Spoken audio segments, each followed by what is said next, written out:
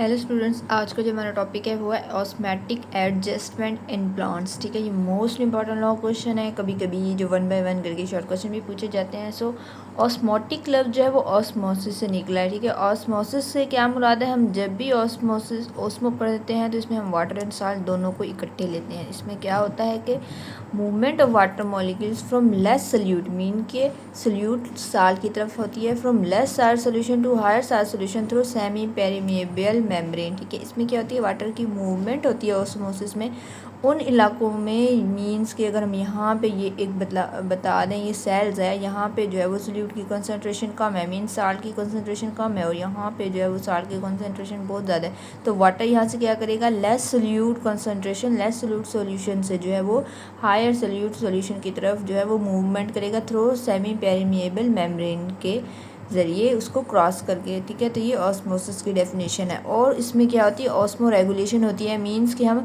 Osmotic adjustment में osmo regulation पढ़ते हैं। इसमें हम क्या करते हैं? Maintenance of salt and water concentration. ठीक है, इसमें हम साल्ट और वाटर की मेंटेनेंस को, जो उनकी कंसंट्रेशन को मेंटेन करते हैं, एडजस्ट करते हैं, उसको रेगुलेट करते हैं। मीन्स के अगर कम है तो ज़्यादा करते हैं, ज़्यादा है तो उसको कम करते हैं। तो इस तरह जो है हम वाटर एंड साल्ट की कंसंट्रेशन को प्लांट्स के अंदर एडजस्ट करते हैं, उनको रेगुलेट करते हैं। राइट, अब जो है ना उनको जो है ग्रुप्स में, प्लांट्स को ना ग्रुप्स में डिवाइड किया गया on the basis of available amount of salt and waters. ठीक है, जितनी मिकदार में जो है वो वाटर और साल्ट जो है उनको अवेलेबल है, मुहैया है, प्लांट्स को हम 3 ग्रुप में डिवाइड करते हैं। ठीक है, हाइड्रोफाइट्स है, ज़ीरोफाइट्स है और हेलोफाइट्स है। ये मोस्ट इंपॉर्टेंट लॉन्ग क्वेश्चन है। ये कभी कभी ये जो है मोस्टली लॉन्ग पूछा जाता है, लेकिन कभी कभी जो है वो 1 बाय 1 करके इनको शॉर्ट क्वेश्चन में भी पूछा जाता है कि आप हाइड्रोफाइट्स को जो है वो एक्सप्लेन करें, इसकी डिफाइन एंड कैरेक्टरिस्टिक्स बताएं, इनकी एग्जाम्पल बताएं।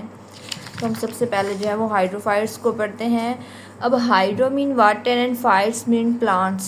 तो इसमें क्या मतलब है कि वो प्लांट जो वाटर में रहते हैं, फ्रेश वाटर में रहते हैं। ठीक है, हम जो है इनकी लोकेशन के हिसाब से भी इनको हमने डिवाइड किया है। ठीक है, हाइड्रोफाइट्स की क्या लोकेशन है कि ये वो प्लांट्स हैं जो क्या कहते हैं, फ्रेश वाटर में रहते हैं, कम्प्लीटली और पार्शली सबमर्ज, या फिर वो कम्प्लीटली फ्रेश वाटर के अंदर होते हैं, या फिर उनका कुछ हिस्सा बाहर होता है, कुछ हिस्सा अंदर होता है। ठीक है, फ्रेश वाटर में ये कहाँ रहते हैं? फ्रेश वाटर में।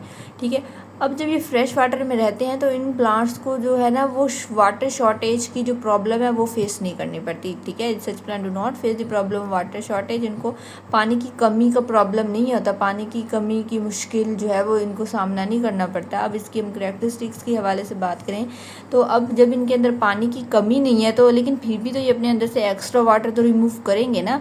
दे have developed mechanism for the removal of extra water from their cells. ठीक है, उन्होंने अपने अंदर एक ऐसा मैकेनिज्म डेवलप किया है जिसके ज़रिए जो है वो अपने सेल्स के अंदर जो एक्स्ट्रा वाटर है उसको रिमूव कर सकते हैं। ठीक है, कैसे कि उनके अंदर जो लीव्स है ना वो ब्रॉड लीव्स, मतलब कि काफ़ी चौड़े पत्ते होते हैं। ठीक है, बहुत बड़े बड़े इस तरह जो है वो बहुत बड़े बड़े पत्ते होते हैं इनके अंदर, जिसे हम ब्रॉड लीफ कहते हैं कि। और इन पत्तों के अंदर जो स्टोमेटा होता है ना वो अपर सरफेस पे होता है। राइट, अपर सरफेस पे लार्ज अमाउंट ऑफ स्टोमेटा होता है, क्योंकि इन्होंने जो है इनके अंदर पानी की कमी तो है नहीं कि ये अपना स्टोमेटा जो है वो क्लोज करें, क्योंकि अगर ज़्यादा स्टोमेटा होंगे ट्रांसपायरेशन का प्रोसेस ज़्यादा होगा और ज़्यादा वाटर लूज होगा। जब इनको इतनी शॉर्टेज का मसला ही नहीं है तो इनके अंदर स्टोमेटा जो है वो लार्जर इन नंबर में होंगे।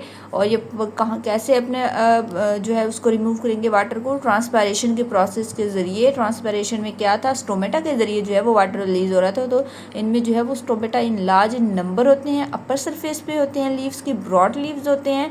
ठीक है, और ट्रांसपायरेशन के प्रोसेस के ज़रिए जो है इनके जो अंदर जो है वो वाटर जो रिमूव होता है, और इस करैक्टरिस्टिक्स के ज़रिए जो है वो अपना जो है अंदर एक्स्ट्रा अमाउंट ऑफ वाटर को जो है वो रिमूव करते हैं। और मोस्ट कॉमन एग्जांपल इसकी क्या है? वाटर लिली, कमल का फूल। ठीक है, उसका जो फूल होता है वो ऊपर होता है और बाकी का स्ट्रक्चर जो होता है वो वाटर के अंडर होता है। राइट, और इनके अंदर जो क्यूटिकल होगी ना, क्यूटिकल क्या होती है? सिंगल लेयर ऑफ सेल्स होती है ना, लीफ के ऊपर जो है वो सिंगल लेयर ऑफ सेल्स होती है, तो इनका क्यूटिकल काफ़ी थिक होगा, थिन होगा। ठीक है, अगर थिन होगा मीन्स कि काफ़ी पतली थिन होगी तो ये वाटर जो है वो ईजिली रिमूव कर सकते हैं। अगर थिक होगा तो वाटर तो ईजिली रिमूव नहीं होगा। तो क्यूटिकल इनके अंदर जो होता है वो काफ़ी थिक होता है, काफ़ी थिन होता है, पतला होता है, ताकि वाटर जो है वो आसानी से रिमूव हो सके। ठीक है, तो ये हाइड्रोफाइट्स की है कि हाइड्रोफाइट्स की लोकेशन क्या होती है। लोकेशन के हवाले से फ्रेश वाटर में रहते हैं, जिसकी वजह से इन्हें वाटर शॉर्टेज का मसला ही नहीं होता। और इन्होंने अंदर जो है, लेकिन फिर भी इन्होंने अपने अंदर एक्स्ट्रा वाटर तो रिमूव करना होता है ना, इसके लिए इन्होंने अपने अंदर एक मैकेनिज़्म को डेवलप किया है कि इनके अंदर जो लीव्स होते हैं वो काफ़ी ब्रॉड लीव्स होते हैं, उनके ऊपर जो है वो स्टोमेटा लार्ज इन नंबर होते हैं, और ट्रांसपायरेशन के प्रोसेस के ज़रिए जो है वो अपने अंदर से एक्स्ट्रा अमाउंट ऑफ वाटर को रिमूव करते हैं। और इसकी एग्जांपल क्या है, वाटर लिली है। तो हम जो है अब नेक्स्ट वीडियो में जो है वो हम दूसरे ग्रुप्स को पढ़ेंगे, ज़ीरोफाइट्स और halophytes. Zero mean dry and fights means plants, वो प्लांट जो ड्राई एरिया में रहते हैं। And hello mean marine, and fights mean जो है वो प्लांट्स, वो प्लांट जो मेराइन वाटर में रहते हैं। ठीक है, हम नेक्स्ट वीडियो में इन दोनों को पढ़ेंगे। और आई होप कि ये आपको टॉपिक समझ आ चुका होगा।